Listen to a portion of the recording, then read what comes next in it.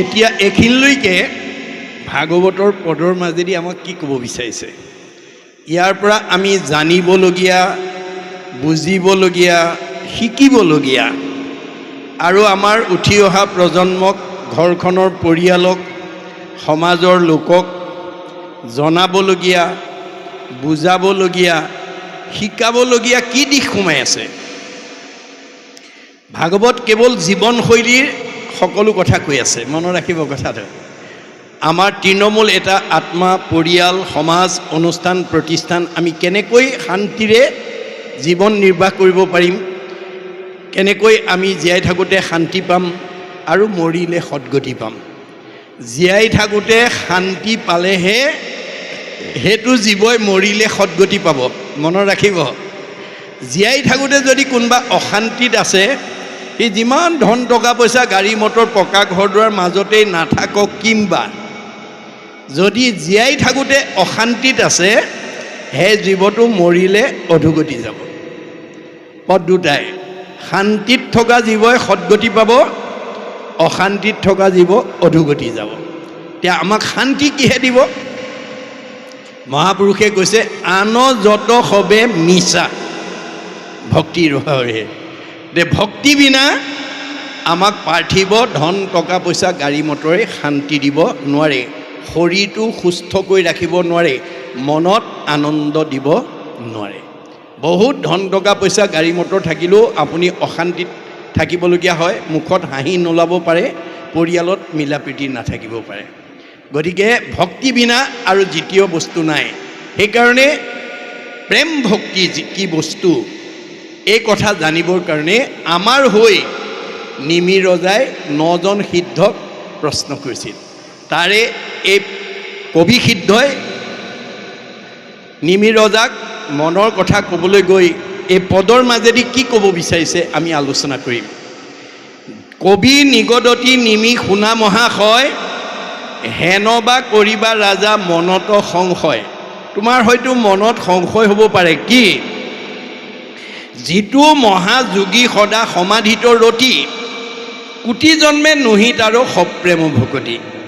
যোগী মুনিবিলাকে ঘৰ দুৱাৰ এৰি, ল'ৰা তিৰোতা এৰি, মানে যুগ যুগ ধৰি নিৰিবিলি স্থানত, বদৰিকাশ্ৰমত, পাহাৰৰ দাঁতিত, অৰণ্যৰ মাজত, গছৰ তলত বহি নিৰ্গুণ নিৰাকাৰ ব্ৰহ্মক ধ্যান কৰি থাকে। ধ্যান কৰি তেওঁলোকে সমাধিস্থ হয়, কিন্তু ইন্দ্ৰিয় জয় কৰিব নোৱাৰে। সেইকাৰণে আমাৰ প্ৰথম স্কন্ধ ভাগৱততে কৈছে, বিশ্বামিত্ৰ পৰাশৰ আদিমুনিগণ, জলবায়ু পত্ৰমাত্ৰ কৰন্ত ভোজন, কামিনী গণৰ মুখ পদ্মসলিত, দেখি তাৰা সবু ভৈলে কামে বিমোহিত। তোমালোকে ভাগৱতৰ পাত লুটিয়াই চোৱা, বিশ্বামিত্ৰ পৰাশৰ দৰে ঋষিমুনিসকলে ল'ৰা তিৰোতা এৰি, ঘৰ দুৱাৰ এৰি, মানে গছৰ তলত গৈ যুগ যুগ তপস্যা কৰি নিৰ্গুণ নিৰাকাৰ ব্ৰহ্মক চিন্তা কৰি, বতাহত সৰি পৰা পকা পাত আৰু বায়ু ভক্ষণ কৰি সিদ্ধি লৈছিল, কিন্তু ইন্দ্ৰিয় জয় কৰিব নোৱাৰিলে। বিশ্বামিত্ৰ ওলাই গৈয়ে মেনকাৰ প্ৰেমত পৰিল, আৰু পৰাশৰ মুনি ওলাই গৈয়ে মৎস্যগন্ধাৰ প্ৰেমত পৰিল। আপুনি মই দধি দুগ্ধ ঘৃত মিশ্ৰ কৰি খালি অন্ন, প্ৰবন্ধিয়া প্ৰতিনিতে ভুঞ্জে যিটো জন, সিওজনে পাৰে যদি ইন্দ্ৰিয় জিনিত, বিন্ধগিৰি পাৰে তেৱ সাগৰৰ তৰিত। শংকৰদেৱে প্ৰত্যাহ্বান জনাই কৈছে কি বুলি, যে আপুনি মই ঘৰতে থাকি দধি দুগ্ধ ঘৃত মিশ্ৰ শালি চাউলৰ ভাত খাই, ভকতৰ সংগলৈ নোযোৱাকৈ ঘৰতে শাস্ত্ৰ ভাগৱত অধ্যয়ন কৰি যদি ইন্দ্ৰিয় জয় কৰিব পাৰোঁ বুলি কোনোবাই ক'ব খোজে, তেতিয়াহ'লে বিন্ধগিৰি পৰ্বতটো সাগৰত উপঙি থাকিব। এয়া প্ৰত্যাহ্বান। অৰ্থাৎ বিন্ধগিৰি পৰ্বতটো যেনেকৈ সাগৰত উপঙি থকাটো অসম্ভৱ, আপুনি ময়ো মানে গৃহস্থী ধৰ্মী হিচাপে ঘৰতে থাকি ভকতৰ সংগলৈ নহাকৈ ইন্দ্ৰিয় জয় কৰিব পাৰিম বুলি ভবাটো তেনেকৈয়ে অসম্ভৱ। যাৰ কাৰণে উদ্ধৱে কৃষ্ণ কৈছিল, মই 4 বেদ 14 শাস্ত্ৰ 18 পুৰাণ, জ্ঞান বিজ্ঞান তদং ৰহস্য, সমস্ততে সিদ্ধ হস্ত। নহ'বনে ভকতি নাপামনে তোমাক, কৃষ্ণই উত্তৰত কি বুলি কৈছে? মাধৱে বুলন্ত সখী শুনা পৰিছেদ, শুনে হব শাস্ত্ৰ আৰু পঢ়ে চাৰি বেদ, তথাপি কৰিব মুঠ নোৱাৰে ভকতি, নলৱয় নৰে যেবে সন্তৰ সংগতি। আজিৰ দৰে ভকতৰ সংগলৈ নাহিলে কোনোবাই শাস্ত্ৰ ভাগৱত গ্ৰন্থ অধ্যয়ন কৰি জ্ঞান অৰ্জন কৰিব পাৰিব, কিন্তু ভক্তি নহ'ব। আমাৰ শাস্ত্ৰত কৈছে জ্ঞানে কৰ্মে তাৰিতে নপাৱে ভকতি নোপজে যাৱে। আপোনাৰ বহুত জ্ঞানী মানুহ সমাজত থাকে, মানুহে ভাল নাপায়। বহুত ধনী মানুহ থাকে, সমাজে বেয়া পায়। গণ্ডগোলটো ক'ত লাগিল? তেওঁলোকে ব্যৱহাৰ কৰিবই নাজানে। মনত ৰাখিবা দেই। গতিকে আমাক পুথিগত ডিগ্ৰীয়ে বা আমাৰ শাস্ত্ৰ অধ্যয়নৰ জ্ঞানে আমাক প্ৰকৃত মানুহ কৰিব নোৱাৰিব, যেতিয়ালৈকে ভকতৰ সংগলৈকে আমি নাহিম। তেতিয়া কৈছে মোৰ জ্ঞান সন্যাস ব্ৰতৰ দ্বাৰা নাপামনে? নাপাই বাহা মোক লাগ জ্ঞানে বা সন্যাসে, নাপাই বাহা মোক লাগ একাদশী উপবাসে। ভগৱানে নিজৰ মুখেদি কৈছে জ্ঞান সন্যাস একাদশী ব্ৰতৰ দ্বাৰা তুমি মোক লাভ কৰিব নোৱাৰিবা। এতিয়া আমি ভগৱানৰ এই তথ্যটো নজনাৰ কাৰণে আজি আমাৰ সমাজত বহুতে ব্ৰত আচৰণ কৰে। কোনোবাই আউসী, একাদশী, পূৰ্ণিমা, সংক্ৰান্তি, শনিবৰীয়া, মংগলবৰীয়া, বৃহস্পতিবৰীয়া ইত্যাদি ইত্যাদি। কোনোবাই ব্ৰত আচৰণ কৰিছে, আমি সমালোচনা নকৰোঁ, কিন্তু আলোচনাৰ মাজেদি আমি শাস্ত্ৰীয় দৰ্শনৰ মাজেদি আমি নিজক সংস্কাৰ কৰিব লাগিব।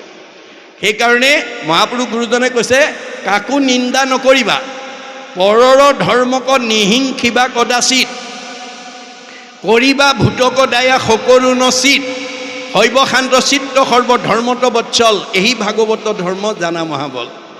আপোনালোকৰ এই কাণ দেৱালৰ বাস কৰি থকা লোকসকলৰ লগত মোৰ তেজৰ সম্বন্ধ নাই, বংশৰ কোনো সম্বন্ধ নাই, কিন্তু আত্মাৰ সম্বন্ধ আছে। আত্মা দৃষ্টিত আমি চব ভগৱানৰ অংশ, দেহৰ পাৰ্থক্য আছে। গতিকে অনিত্য দেহৰ ধৰ্মলৈ মোৰ চকুৰ আগত যদি আপোনালোকক কোনোবাই ভুল কৰা দেখি মোৰ কোনো গাঁৱৰ মানুহ নহয়, সমাজৰ নহয়, মোৰ বংশৰ নহয়, মোৰ জাতিৰ নহয়, এইবুলি যদি আপোনাক মই বেয়া কৰি থকা দেখিও যদি মানে আঙুলিয়াই থৈ নাযাওঁ, তেতিয়া মই বাচি যাব নোৱাৰিম। আপুনি কৰা পাপৰ শ্বেয়াৰ হোল্ডাৰ মই হ'ব লাগিব, অংশীদাৰ হ'ব লাগিব। মনত ৰাখিব কথাটো। আপোনাক নোকোৱাকৈ যোৱা মানে মই তাক সম্ভাষণ কৰা হ'ব। তাকো সম্ভাষণ যিজনে কৰে আজন্মৰ পুণ্য তেখনে হৰে।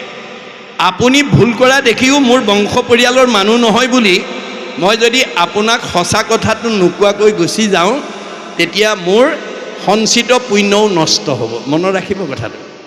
আপুনি কথাটো কৈ যাব, কেনেকৈ ক'ব লাগিব? সত্য প্ৰিয় হিত, সঁচা কথা ক'ব, নিজৰ মতৰ কথা নক'ব।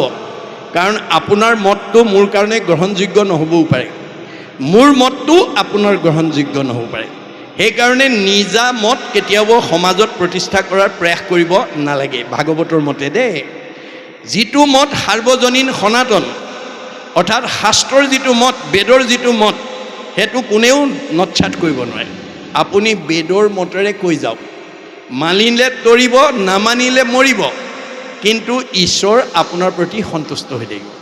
আপুনি মইনো কোন? স্বয়ং ভগৱন্তৰ সখা অৰ্জুনেও প্ৰতিবাদ কৰিছিল, তুমি চব নামতে হয় বুলি কোৱা, তপ জপ যাগযজ্ঞ হোমব্ৰত মিছা নেকি? নাই নাই সখী, তাৰ সত্যতা আছে।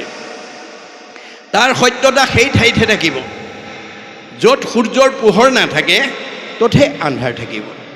সূৰ্যৰ পোহৰ থকা ঠাইত যেনেকৈ আন্ধাৰ থাকিব নোৱাৰাটো বিজ্ঞানসন্মত বাস্তৱ সত্য। মোৰ সূৰ্যস্বৰূপ নাম য'ত নাই, তাত তপ জপ যজ্ঞ কৰিব লাগিব। যজ্ঞ নাই মূৰ নাম সূৰ্যৰ উদয়, তৈতেহে প্ৰকাশে তপ জপ যজ্ঞ ছয়। মোৰ নাম যদি কোনোবাই নলয়, তেতিয়া তপ জপ যজ্ঞ কৰিব লাগিব। আৰু যদি মোৰ নাম লৈছে, এইবিলাকৰ প্ৰয়োজন নাই। তথাপি প্ৰত্যয় যদি নাহিকে তোমাৰ, কৰোঁতেবে শুনা হেৰা সত্য অংগীকাৰ। তথাপিও যদি তুমি বিশ্বাস নকৰা, মই শপত খাই কওঁ শুনা, সত্যে সত্যে সত্যে সত্যে সত্যে নিষ্ঠা মানি, সত্যে সত্যে সত্যে সত্যে সত্যে বোলো বাণী, কৌটি কৌটি পাপৰ নামেশে সংঘাৰক, নামবিনে নাহি সখী সংসাৰ তাৰক। দশ সত্য কৰি মই দঢ়াইলোঁ তোমাক, নাসজাইবা যদি সখী নকৰা সঞ্জাত। সখী কাৰণে মই 10 বাৰ শপত খাই সঁচা কথাটো ক'লোঁ। তুমি যদি বিশ্বাস নকৰা তুমি নিজেই নষ্ট হৈ যাব, তাৰ দুখে মোক স্পৰ্শ কৰিব নোৱাৰে। কোনো মাক বাপেকে ল'ৰা ছোৱালী বেয়া হোৱাটো কামনা নকৰে। সব মাক বাপেকে ল'ৰা ছোৱালীক কয়, বোপাইও বেয়া ল'ৰা ছোৱালীৰ সংগত নুফুৰিবা, বেয়া বস্তু নাখাবা, ভালকৈ পঢ়া শুনা কৰিবা, ভাল হ'বা। মাক বাপেকৰ সৎ উপদেশ নামানি যদি কোনোবা ল'ৰা ছোৱালী বিপথে যায়, তাৰ কাৰণে মাক বাপেক দায়ী হ'ব নোৱাৰে।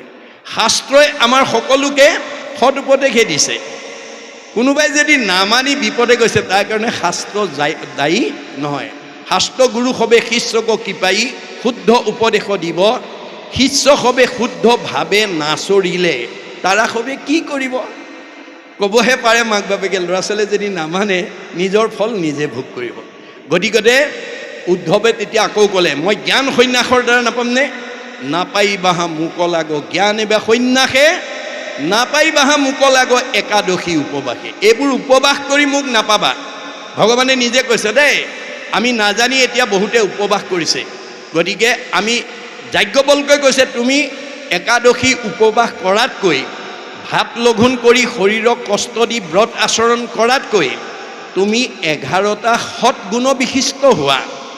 তেতিয়া তুমি কোনো ব্ৰত নকৰাকৈ তুমি ভগৱানক লাভ কৰিব পাৰিবা আৰু মুক্তি লাভ কৰিব পাৰিবা। কি কি 11টা সৎগুণ?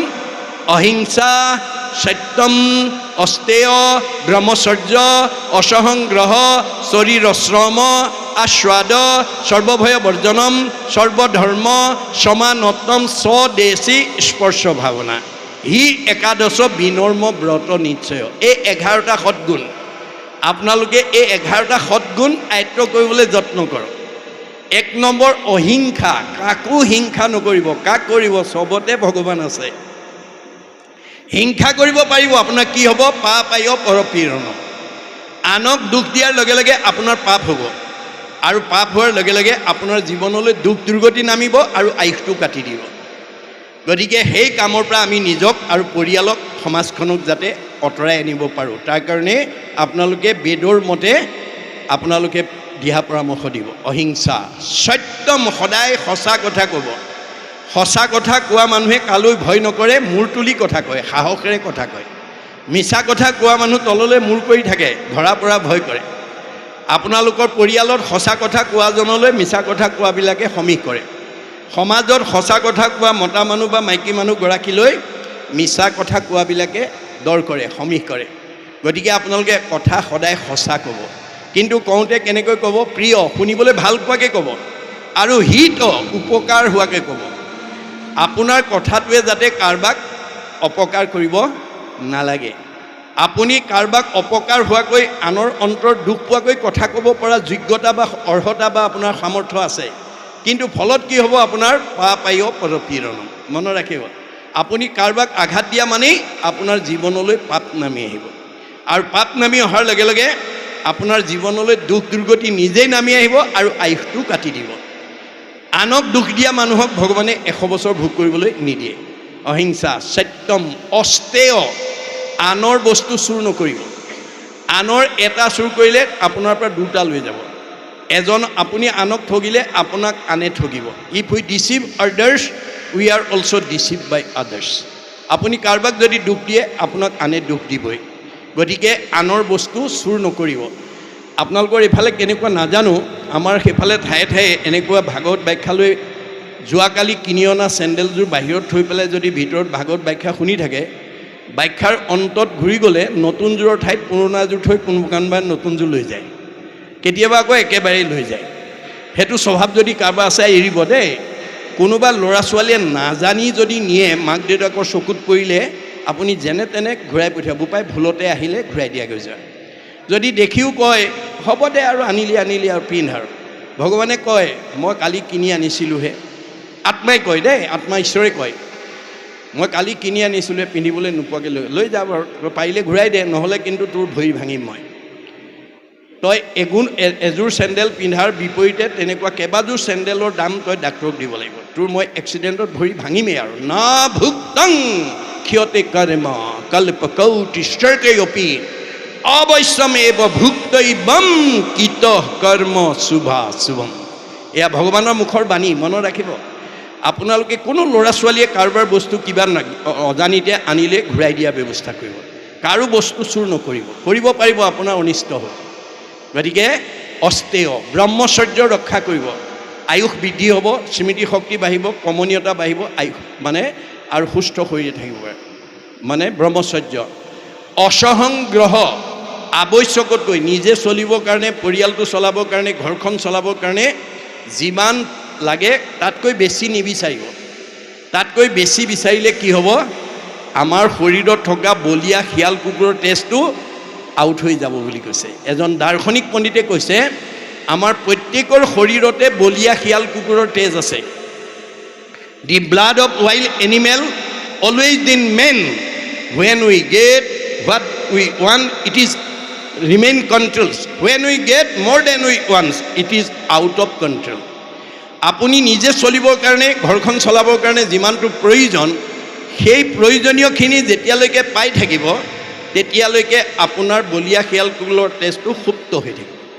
যেতিয়াই আপুনি বিচৰাতকৈ বেছি পাই যাব তেতিয়া আমাৰ বলীয়া শিয়াল কুকুৰৰ তেজটো বিয়ণ্ড কণ্ট্ৰল হৈ যাব। এতিয়া আমাৰ সমাজত অনাচাৰ, ব্যভিচাৰ, ভ্ৰষ্টাচাৰ, হত্যা, লুণ্ঠন, ধৰ্ষণ, অপহৰণ আদি বেয়া কামবিলাক কোন মানুহে কৰিছে আপোনালোকে এবাৰ চকু ফুৰাই চাবচোন। সৰ্বসাধাৰণ মানুহে কৰা নাই, যিবিলাকে আৱশ্যকতকৈ বেছি বিচাৰিছে বা আৱশ্যকতকৈ বেছি পাইছে, সেইসকলৰ দ্বাৰাইহে এনেকুৱা বেয়া কামবিলাক কৰা হয়। তেওঁ নিজেও আনকো অনিষ্ট কৰে, নিজেও কেতিয়াবা আনৰ হাতত জীৱন এৰিব লগা হয়। গতিকে আমি আৱশ্যকতকৈ যাতে বেছি বিচাৰিব লগা নহয় তাৰ প্ৰতি আমি গুৰুত্ব দিলে। অসহংগ্ৰহ শৰীৰ শ্ৰম, শাৰীৰিক পৰিশ্ৰম, বয়স সময় অনুপাতে আপোনালোকে অকণমান পৰিশ্ৰম, আমাৰ শাস্ত্ৰৰ মতে শাৰীৰিক পৰিশ্ৰম কৰিলে শৰীৰটো সুস্থ হৈ থাকে, আমাৰ শিৰা উপশিৰাবিলাক সবল হৈ থাকে, তেতিয়া সহজে আমাক বেমাৰে আক্ৰমণ কৰিব নোৱাৰে। আজি বেদৰ এই তত্ত্বটো নজনা বহুত মানে কোৱালিফাইড মানুহ, বহুত ধন টকা পইচা থকা মানুহে প্ৰটিনযুক্ত আহাৰ পেট ভৰাই খায় আৰু বেলি দুপৰলৈকে শুই থাকে। আপুনি যদি প্ৰটিনযুক্ত আহাৰ খাই বেলি দুপৰলৈ শুই থাকে, আপুনি ডায়েবেটিছ মাতিব নালাগে, আপোনাৰ ঘৰলৈ ডায়েবেটিছ নিজে আহি সোমাই যাব। পৰিশ্ৰম নকৰা মানুহৰ শৰীৰলৈ ডায়েবেটিছ বেমাৰ নিজে আহিব। ফলত গৈ ডাক্তৰক দেখুওৱাৰ পিছত কি কয়, হ'ব আপুনি এটা কাম কৰিব, ৰাতিপুৱা গধূলি 1 মাইলমান ঘাম ওলোৱাকৈ খোজকাঢ়িব, অন্য পৰিশ্ৰম নকৰা তাকে কৰাগে আৰু। গতিকে আমি যদি শাৰীৰিক পৰিশ্ৰম কৰোঁ আমাৰ শৰীৰলৈ ৰোগ ব্যাধি হ'ব নোৱাৰে বেদৰ মতে, মনত ৰাখিব। সেইকাৰণে আমি শৰীৰটো সুস্থ কৰি ৰাখিবৰ কাৰণে পৰিশ্ৰম কৰাটো আমাৰ কাৰণে বাঞ্ছনীয়। শৰীৰ শ্ৰম আস্বাদ, ইন্দ্ৰিয়বিলাকক সংযম কৰিব লাগে। অৰ্জুনক কৈছে, অৰ্জুন তুমি 4 মুঠি জীৱৰ ভিতৰত সৰ্বশ্ৰেষ্ঠ উপাধি পঠিয়ালোঁ, মনক সংযম কৰিবা, ইন্দ্ৰিয়ক সংযম কৰিবা, নহ'লে আহিল কণা গ'ল কণা খাগৰি কাটিল 3 কণা, মানুহ জন্ম পোৱাৰ লাভ নহ'ব। তে অৰ্জুনে প্ৰতিবাদ কৰিছে কি বুলি, হেন শুনি অসন্তোষ কৰন্ত অৰ্জুন, ইন্দ্ৰিয়ক বশ্য কৰি বাক পাৰে কোন। কাৰ সাধ্য আছে ইন্দ্ৰিয়ক সংযম কৰি মনক? নাই, এইটো প্ৰস্তাৱ মোৰ কাৰণে গ্ৰহণযোগ্য নহয়। তে কৃষ্ণই হাঁহি পেলাই উত্তৰ দিছে, কৃষ্ণে বোলে সখী তুমি নকৰি বা ভয়, অভ্যাসতে ইন্দ্ৰিয় বশ্য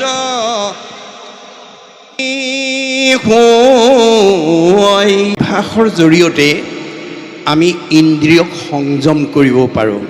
এয়া হৈছে ভগৱন্তৰ মুখৰ বাণী, অভ্যাসতে ইন্দ্ৰিয় বশ্য আপুনি হয়। ভগৱন্তই কৈছে ভয় নকৰিবা, অভ্যাসৰ দ্বাৰা সকলো ইন্দ্ৰিয় সংযম হ'ব। আৰু এই কথাটো যদি আজি আপোনালোকে প্ৰমাণ হিচাপে চাব খোজে, এতিয়া আপোনালোক অহাৰ পৰা ইমান সময় কোনোবাই এখন কঠত বহি আছে, কোনোবাই হয়তো চকী এখনত বহি আছে। ঘৰত ইমান সময় অকলে এখন চকী বা কঠত ইমান সময় বহি থাকিব নোৱাৰিলেহেঁতেন। আজি আপোনালোকক কোনে বহাইছে? আমাৰ বেদত কৈছে স্ব পৰম অনুৰক্তি, ঈশ্বৰেই ভক্তি।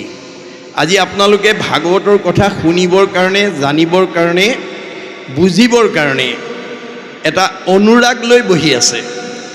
এই অনুৰাগে ভক্তিৰ প্ৰতীক। ই ইন্দ্ৰিয়বিলাকক আপোনা আপুনি সংযম কৰিব। এই অনুৰাগৰ দ্বাৰা আপোনালোকে জীৱক মুক্তি প্ৰদান কৰিব পাৰিব। ভাগৱতৰ প্ৰথম স্কন্ধতে ইয়াৰ ক্ৰমটো দেখুৱাইছে: আগ্ৰহ, ৰতি, প্ৰীতি, ভক্তি, শান্তি, মুক্তি। 6 নম্বৰত আমাৰ জীৱই মুক্তি পাই যাব।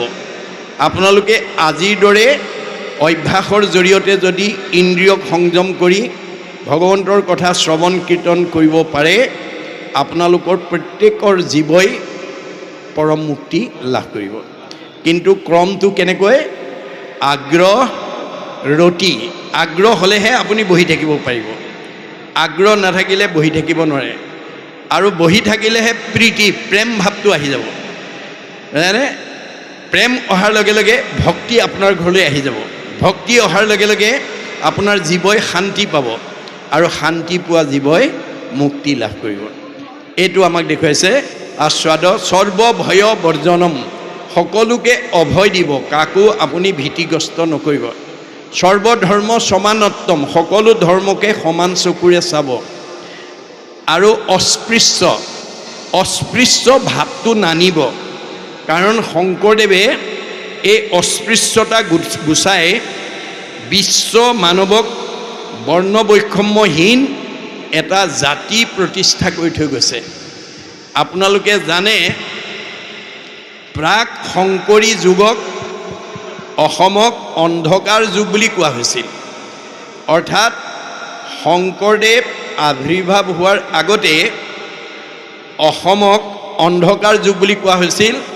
আৰু অসমৰ মানুহে ধৰ্মৰ নামত অন্যান্য প্ৰাণী বলি দিয়াটো দূৰৰ কথা, মানুহ বলি দিবলৈও কুণ্ঠাবোধ কৰা নাছিল। মনত ৰাখিব কথাটো। শংকৰদেৱৰ আবিৰ্ভাৱৰ আগত অসমক অন্ধকাৰ যুগ বুলি কোৱা হৈছিল। আৰু অসমৰ মানুহে ধৰ্মৰ নামত অন্যান্য জীৱ জন্তু বলি দিয়াৰ উপৰিও মানুহ বলি দিবলৈও কুণ্ঠাবোধ কৰা নাছিল। তেনে এটা সন্ধিক্ষণত শংকৰদেৱে অসমত আবিৰ্ভাৱ হৈ অসমৰ চাৰিওফালে ঘূৰি চাই দেখিলে যে অসমত বিভিন্ন জাতি জনগোষ্ঠীৰ লোকৰ বাসস্থান, আৰু এই সকলোবিলাক ঈশ্বৰৰ অমৃতৰ সন্তান। এই আধ্যাত্মিক দৰ্শনটো অৰ্থাৎ আত্মা সম্পৰ্কীয় জ্ঞানটো মই যদি অসমবাসীক দি যাব নোৱাৰোঁ, অনাগত দিনত অসমৰ মানুহ একতাৰ দোলেৰে বান্ধ খাব নোৱাৰিব, সমন্বয়ৰ সেতু বান্ধিব নোৱাৰিব। সেইকাৰণে শংকৰদেৱে প্ৰথমতে অসমক অন্ধকাৰৰ পৰা পোহৰলৈ নিবৰ কাৰণে সমাজ সংস্কাৰৰ পথটোকে হাতত তুলি লৈছিল। কেনেকৈ লৈছিল? দ্বিতীয় স্কন্ধ ভাগৱতত উল্লেখ কৰি থৈ গৈছে। কিৰাতক চাৰি খাচী গাৰু মিৰি যৱন কংক গোৱাল ধুবাজে তোৰক অসম লোক কুবাচ মেল চাণ্ডাল আনু সব পাপী কৃষ্ণ সেৱ কৰ সংগত পবিত্ৰ হয় হৰিত একান্তে ভকতি কৰিয়া বৈকুণ্ঠে সুখে চলয়। আজি এই কান্দেৱাল সত্ৰৰ দুদিনীয়া ভাগৱত পাঠ ব্যাখ্যা অনুষ্ঠানলৈ এই অঞ্চলৰ সকলো জাতি জনগোষ্ঠীৰ লোকে আহি শুনিব পাৰে। ইয়াত কোনো বাধা নাই। আৰু ভাগৱত শুনি বৈকুণ্ঠৰ পথটো প্ৰশস্ত কৰিব পাৰে। ইয়াত কোনো বাধা নাই। গতিকে শংকৰদেৱে সেই আধ্যাত্মিক জ্ঞানটো জগতবাসীক দি যাবৰ কাৰণে সকলো জাতি জনগোষ্ঠীৰ পৰা ভকতক সংস্কাৰ কৰি লৈ আহিলে। কেনেকৈ? ভগৱন্তৰ হাজাৰটা নামৰ পৰা এটা এটা নাম দি সংস্কাৰ কৰি আনিলে। আনি সমাজত পৰিচয় কৰাই দিলে। কি বুলি? হে সমাজৰ লোকসকল, মই আজি তোমালোকৰ মাজলৈ গাৰুৰ ভকত আনিছোঁ। এওঁক আজিৰ পৰা তোমালোকে গাৰু বুলি ঘৃণা নকৰিবা। এওঁ ঈশ্বৰৰ অমৃতৰ সন্তান। এওঁক আজিৰ পৰা তোমালোকে গোবিন্দ আতৈ বুলিবা। এয়া মই নগাৰ ভকত আনিছোঁ। এওঁক আজিৰ পৰা তোমালোকে নৰোত্তম আতৈ বুলিবা। এয়া মই যৱনৰ ভকত আনিছোঁ। এওঁক আজিৰ পৰা তোমালোকে জয় হৰি আতৈ বুলিবা। এয়া মই কাৰ্বিৰ ভকত আনিছোঁ। এওঁক আজিৰ পৰা তোমালোকে ভোলাই আতৈ বুলিবা। এয়া মই জয়ন্তীয়াৰ ভকত আনিছোঁ। এওঁক আজিৰ পৰা তোমালোকে মাধৱ আতৈ বুলিবা। এয়া মই হীৰাৰ ভকত আনিছোঁ। এওঁক আজিৰ পৰা তোমালোকে মথুৰা দাস আতৈ বুলিবা। এয়া মই আহোমৰ ভকত আনিছোঁ। এওঁক আজিৰ পৰা তোমালোকে নৰহৰি আতৈ বুলিবা। এয়া মই কছাৰীৰ ভকত আনিছোঁ। এওঁক আজিৰ পৰা তোমালোকে বলাই ৰমাই বুলিবা। এয়া মই মিচিঙৰ ভকত আনিছোঁ। এওঁক আজিৰ পৰা তোমালোকে পৰমানন্দ আতৈ বুলিবা। এয়া মই দেউৰীৰ ভকত আনিছোঁ। এওঁক আজিৰ পৰা তোমালোকে বৈকুণ্ঠ আতৈ বুলিবা। এয়া মই মিচিঙৰ ভকত আনিছোঁ। এওঁক এয়া মই কৈৱৰ্তৰ ভকত আনিছোঁ। এওঁক আজিৰ পৰা তোমালোকে পূৰ্ণানন্দ আতৈ বুলিবা। এয়া মই বনিয়াৰ ভকত আনিছোঁ। এওঁক আজিৰ পৰা তোমালোকে হৰিদাস আতৈ বুলিবা। এয়া মই কোঁচৰ ভকত আনিছোঁ। এওঁক আজিৰ পৰা তোমালোকে মুৰাৰী আতৈ বুলিবা। এয়া মই কলিতাৰ ভকত আনিছোঁ। এওঁক আজিৰ পৰা তোমালোকে গোপাল আতৈ বুলিবা। এয়া মই ভুটীয়াৰ ভকত আনিছোঁ। এওঁক আজিৰ পৰা তোমালোকে দামোদৰ আতৈ বুলিবা। এয়া মই নাপিতৰ ভকত আনিছোঁ। এওঁক আজিৰ পৰা তোমালোকে নাৰায়ণ ঠাকুৰ আতা বুলিবা। এয়া মই তিৱাৰ ভকত আনিছোঁ। এওঁক আজিৰ পৰা তোমালোকে সুদাম আতৈ বুলিবা। এয়া মই কায়স্থৰ ভকত আনিছোঁ। এওঁক আজিৰ পৰা তোমালোকে সতাই আতৈ বুলিবা। এয়া মই মুছলমানৰ ভকত আনিছোঁ। এওঁক আজিৰ পৰা তোমালোকে শ্যাম কাই আতৈ বুলিবা। তাৰ পৰা অপ্ৰভংশ হৈ চান্দখাই হৈছে। এয়া মই ব্ৰাহ্মণৰ ভকত আনিছোঁ। এওঁক আজিৰ পৰা তোমালোকে অনন্ত কণ্ডলী সাৰ্বভৌম ভট্টাচাৰ্য বুলিবা। এই ধৰণে সকলো জাতি জনগোষ্ঠীৰ পৰা ভকতক সংস্কাৰ কৰি আনি বৰ্ণ বৈষম্যহীন এটা জাতি প্ৰতিষ্ঠা কৰি ঘোষণা দি থৈ গৈছে। কি বুলি? অহৰিক ভজয় যিটো তাকে বোলে জাতি, কৃষ্ণত বিমুখ যিটো সেহিহে অজাতি। ভগৱন্তক ভজিলে জাতি আৰু ভগৱন্তক নভজিলে অজাতি। চৈতন্যপন্থীয়েও কৈছে, মুচিও শুচি হয় যদি হৰিক ভজে, শুচিও মুচি হয় যদি হৰিক তেজে। আৰু মাধৱদেৱে ঘোষাত লিখিছে, ৰাম বুলি তৰে মহা মহা অন্ত জাতি, যিটো নাম নলৱে হীনতো হীন আতি। প্ৰথম স্কন্ধ ভাগৱতত 28,000 ঋষিয়ে কৃষ্ণ বৈকুণ্ঠপ্ৰায়ণ হোৱাৰ লগে লগে পৃথিৱীলৈ কলি আহিল বুলি ভাবি ত্ৰেতা যুগৰ যজ্ঞ আৰম্ভ কৰি দিলে, কলি পাপৰ পৰা মানুহক উদ্ধাৰ কৰিবৰ কাৰণে। এদিন দুদিন নহয়, হাজাৰ হাজাৰ বছৰ যজ্ঞৰ ধোঁৱাৰে গা ধোঁৱা বৰণীয়া হৈ গ'ল, কিন্তু কলিক খেদিব নোৱাৰিলে। অৱশেষত উপায়ন্তৰ হৈ সেই সময়লৈকে ঋষি সমাজে নিজ জাতি বুলি সমাজত বহিবলৈ নিদি বহুত দূৰত, বহুত যোজন দূৰত বহিবলৈ দিয়া সূতক আমন্ত্ৰণ কৰি আনি শৌনকে গুৰু আসনত বহুৱাই নিবেদন কৰিলে। কি বুলি? শৌনক বদতি শুনা সূত মহামানী, পৰম পাতকী কলি পাইলে হেন জানি, আৰম্ভিলো যজ্ঞ 80 সহস্ৰ বছৰ, হোম ধূৰ্মে ধূৰ্ম বৈন্য ভৈল কলেবৰ, যিটো কৰ্ম কৰোৱাতো নাহিকে বিশ্বাস, আপোনাৰো আয়ুক কৰিলো ব্যৰ্থে নাশ। মানে বেদজ্ঞ শাস্ত্ৰজ্ঞ টিকালজ্ঞ ধ্যানত ভগৱানক সাক্ষাৎ কৰিব পৰা 28,000 ঋষিমুনিয়ে কলিত যজ্ঞ কৰি বিফল হৈছে। আমি সফল হ'ম নেকি বাৰু? কাৰণ যুগ ধৰ্ম অনুসৰি কি ধৰ্ম আচৰণ কৰিব লাগে ভগৱন্তই যুগে যুগে অৱতাৰ হৈ দেখুৱাই থৈ গৈছে। সত্য যুগত হৰি অৱতাৰ হৈ সমস্ত জীৱশ্ৰেষ্ঠ মানুহক কৈছে, হে জীৱশ্ৰেষ্ঠ মানুহ, তোমালোকে এই পৃথিৱীৰ পৰা মুক্তি পাবলৈ হ'লে তোমালোক সকলোৱে ঈশ্বৰক ধ্যান কৰিব লাগিব। আৰু ধ্যানৰ অন্তত ভগৱানৰ 10টা নাম ল'লে ধ্যানটো পূৰ্ণাংগ কৰি মুক্তি লাভ কৰিব পাৰিবা। সেইকাৰণে সত্য যুগৰ সকলো মানুহে ধ্যান কৰিছিল আৰু ধ্যানৰ অন্তত ভগৱানৰ 10টা নাম লৈ মুক্তি লাভ কৰিছিল। আৰু সেই কথাটো আমি জানিবৰ কাৰণে গুৰুজনাৰ প্ৰপন্ন শিষ্য মাধৱদেৱে নাম মালিকাত লিখি থৈ গৈছে। কি বুলি? সত্য যুগে যোগী সবে কৰিয়া সমাধি, যেন মতে পাৱে ফল কৃষ্ণক আৰাধি, তাহাঁতো কৃষ্ণৰ 10 নাম যদি লয়, সমাধিৰ ফল যোগী তেবেশে পাৱে। যে সত্য যুগত সকলো মানুহে ধ্যান কৰিছিল, কিন্তু ধ্যানৰ অন্তত ভগৱানৰ 10টা নাম ল'লেহে ধ্যানটো পূৰ্ণাংগ কৰি মুক্তি পাব পাৰিছিল। 2টা নিয়ম আছিলে দেই, ধ্যান আগ নাম পাছ।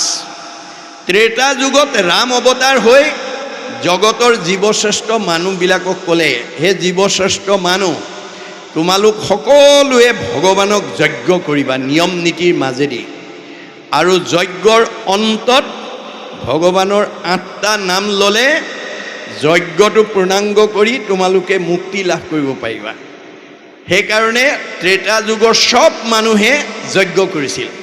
আৰু সেই কথাটোকে আমি জানিবৰ কাৰণে মাধৱদেৱে নাম মালিকত লিখি থৈ গৈছে, নিয়মে সংযমে চিত্ত সাৱধান কৰি, ত্ৰেতা যুগে নানা ভাৱে যজ্ঞে যজি হৰি, মাধৱৰ অষ্টগোটা নামক উচ্চৰে, তেবেশে যজ্ঞৰ ফল পাৱে জানা নৰে।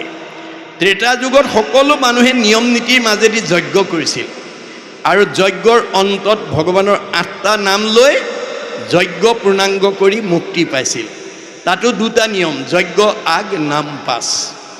দাপৰ যুগত কৃষ্ণ অৱতাৰ হৈ সমস্ত জীৱশ্ৰেষ্ঠ মানুহক ক'লে, হে জীৱশ্ৰেষ্ঠ মানুহ, তোমালোকে বহুত তন্ত্ৰ মন্ত্ৰৰে ভগৱানক পূজা কৰিবা আৰু পূজাৰ অন্তত ভগৱানৰ 12টা নাম ল'লে পূজা পূৰ্ণাংগ কৰি মুক্তি লাভ কৰিব পাৰিবা। সেইকাৰণে দাপৰ যুগৰ চব মানুহে পূজা কৰিছিল আৰু পূজাৰ অন্তত ভগৱানৰ 12টা নাম লৈ মুক্তি পাইছিল। আৰু সেই কথাটো আমি জানিবৰ কাৰণে মাধৱদেৱে নাম মালিকাত উল্লেখ কৰি গৈছে। কি বুলি? নানা তন্ত্ৰে মন্ত্ৰে পূজা কৰে দাপৰত, হৰিৰ 12 নাম জপয় সতত, নাম কীৰ্তন এশেষাংগ কৰয় পূজাক, তেবেশে পূজাৰ ফল পাৱে জানা তাক। দাপৰ যুগত চব মানুহে পূজা কৰিছিল, কিন্তু পূজাৰ অন্তত ভগৱানৰ 12টা নাম লৈ মুক্তি লাভ কৰিছিল। এই 3টা যুগত 2টা নিয়মতে ধৰ্ম আচৰণ কৰিছিল। সত্য যুগত ধ্যান আগ নাম পাছ, ত্ৰেতা যুগত যজ্ঞ আগ নাম পাছ, দাপৰ যুগত পূজা আগ নাম পাছ। কিন্তু কলি যুগৰ মানুহক অসমৰ ভাৰতৰ সংঘ অনাসংঘ বামুণীয়া কীৰ্তনীয়া বুলি নহয়, কলি যুগৰ মানুহ মাত্ৰেই মাধৱ পুৰুষে ভূয়সী প্ৰশংসা কৰিছে। কি বুলি?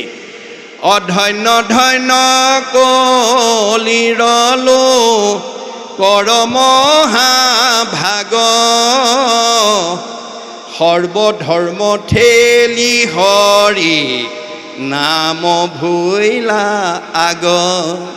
কলি যুগৰ মানুহক ধন্যবাদ দিছে যে আন ধৰ্মবিলাক চব ঠেলি নাম ধৰ্মক অগ্ৰাধিকাৰ দিলে। কিয়? ভাগৱতত উল্লেখ কৰিছে গুৰুজনাই যে কৃষ্ণ বৈকুণ্ঠ প্ৰায়ণ হোৱাৰ লগে লগে আন ধৰ্মবিলাক চব কৃষ্ণৰ লগত গুচি গ'ল বুলি কৈছে। আন ধৰ্ম কৃষ্ণৰ লগতে গুচি গৈলা, একস্থান হুয়া হৰি নাম মাত্ৰ ৰৈলা। কলি যুগৰ মানুহ তৰিবৰ কাৰণে একমাত্ৰ নামহে থৈ গ'ল। এতেকেহে নামত সমস্ত পুণ্য পায়, জানিয়া যতনে ফুৰা হৰি গুণ গায়। নামে তপ নামে জপ নামে যুগ ধ্যান, নামে দান নামে পুণ্য কোটি তীৰ্থ স্নান নামে ধন জনবন্ধু নামে পিতা মাতা নামে নিজ সুহৃদ নামে সে গতি দাতা ইহ পৰ লোকে নাম বিনে গতি নাই চাৰিও বেদৰ ইহে মুখ্য অভিপ্ৰায় চাৰিখন বেদে ক'লে যে কলি যুগৰ মানুহৰ নামৰ বিনে আৰু গতি নাই আৰু চাৰিখন বেদ সৃষ্টিকৰ্তা ব্ৰহ্মাই আনি তিনিবাৰ প্ৰমাণ কৰি সেই কথাটো দি থৈ গ'ল চাৰিও বেদক ব্ৰহ্মাই আনি বিচাৰিলা তিনি বাৰ প্ৰমাণী এহি মানে মাত্ৰ কৰিলা সাৰ হৰি কীৰ্তনেহে তৰে সংসাৰ গতিকে চাৰিখন বেদে ক'লে যে কলি যুগৰ মানুহ হৰি নামৰ বিনে গতি নাই আগৰ কেইটা যুগত তপ জপ যজ্ঞ কৰি যিটো ফল পাইছিলে যত ফলং সৰ্বতীৰ্থেষু সৰ্বযজ্ঞেষু কীৰ্তিতম তৎ ফলম কৌটিগুণম পুণ্যম ৰাম নাম এব লভ্যতে আগৰ কেইটা যুগত তপ জপ যজ্ঞ কৰি যিটো ফল পাইছিল কলি যুগৰ মানে এবাৰ ৰাম নাম ল'লে সেই সমফলৰ অধিকাৰী হ'ব জপত সৰ্ববেদাংশ সৰ্বমন্ত্ৰাংশ পাৰ্বতী তস্মাৎ কৌটি গুণম পুণ্যম ৰাম নাম এব লভ্যতে তপ জপ যাগ যজ্ঞ হোম ব্ৰত কৰাতকৈ কলি যুগৰ মানুহে এবাৰ ভগৱন্তৰ নাম ল'লে সমস্ত পুণ্যৰ অধিকাৰী হ'ব গতিকে শ্ৰুতি স্মৃতি পুৰাণেষু ৰাম নাম ইদম শ্ৰীবিতম নাত পৰতং পুণ্যং ত্ৰিশু লোকেষু বিদ্যতে এই তিনি তলিকত আৰু ৰাম নামৰ বিনা গত্যন্তৰ নাই আগৰ কেইটা যুগত ধ্যানে যজ্ঞে পূজাৰ কহিছে যেন ফল হৰিৰ কীৰ্তনে তাকো সাধয় সকল কলি যুগৰ মানুহে হৰিনাম ল'লে সমস্ত হৈ যাব তাকে নাজানি 28,000 ঋষিয়ে যজ্ঞ কৰি বিফল হৈ গৈছিল আমি জানো সফল হ'ম এই তথ্য আমাক দি আছে গতিকে আমাক বেদে মাত্ৰ নিয়মৰ কথা কৈ আছে দেই যুগ সাপেক্ষ ধৰ্মৰ কথা কৈছে আৰু মাধৱদেৱে সমস্ত জীৱশ্ৰেষ্ঠ মানুহক উদ্দেশ্যি কি বুলি কৈছে মিনতিৰে কৈছে মিনতি বচন বোলো সৰ্বজন শুনিও শাস্ত্ৰৰ মৰ্ম আপোনাক কুশল চোৱা যেবে তেবে নেৰিবাহা যুগ ধৰ্ম কোনোবা জাতি জনগোষ্ঠী বিশেষ সমাজক উদ্দেশ্যি কোৱা নাই জীৱশ্ৰেষ্ঠ মানুহক উদ্দেশ্যি কৈছে যে তোমালোকে যদি নিজৰ মংগল কামনা কৰা যুগ ধৰ্ম নেৰিবা যুগ ধৰ্ম কি সত্য যুগে ধ্যান ত্ৰেতা যুগে যজ্ঞ দাপৰ যুগত পূজা কলিত শৰীৰ কীৰ্তন বিনাই আৱৰ নাহিকে দুজা মানে দুটা নিয়ম নাই আগৰ তিনিটা যুগত দুটা নিয়মত ধৰ্ম কৰিছিল কলি যুগৰ মানুহে অকল নাম ল'লেই সমস্ত ফল পায় সহজ উপায় দিছে দেই সাৰ্বজনীন সনাতন